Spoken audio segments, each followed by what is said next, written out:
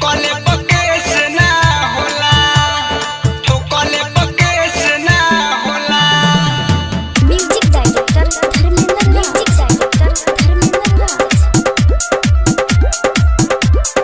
कैसे ना होला। जिला हमें सीमा न लुटा जाइबू, तनी तनी सब में बटा जाइबू। तोनी तोनी ना मंडू जिला हमें सीमा न लुटा जाइबू, तनी तनी सब में बटा जाइबू। गाँव के बारका होई हमर फुआ, गाँव के बारका होई हमर फुआ। बुझो ना हमारा के इतना तू भोला, इतना तू भोला, इतना तू भोला। अरे ठोकले पके से ना होला, अरे ठोकले पके से ना होला।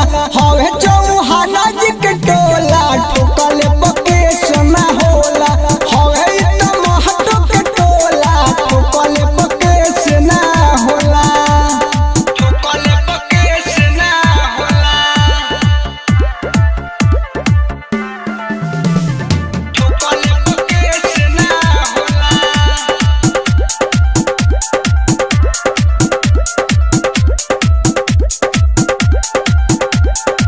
न घबरानी नहीं हम डरानी, तोहरा जवानी के झाड़ दे हम पानी। झाड़ दे हम पानी, न घबरानी नहीं हम डरानी, तोहरा जवानी के झाड़ दे हम पानी।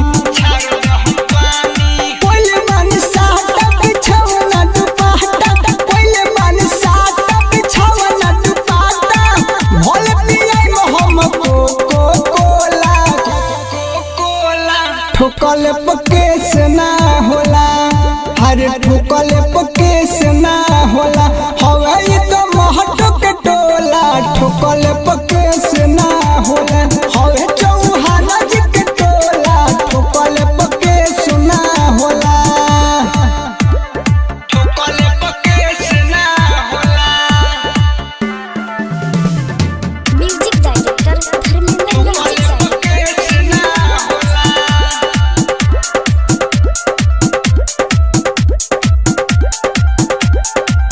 देखे में सीधा साधा लागे के राज हो, बच के वो करस जइबू नयाज हो। जय बुनायाज हो, देखे में सीधा साधा लागे के राज हो, बच के वो करस जइबू नयाज हो। जय बुनायाज हो। देव कुमार छोटू हवे रंगदार, देव कुमार छोटू हवे रंगदार। आज लोग करस कोई नहीं बोला, कोई नहीं बोला, ठोकले पके सुना होला।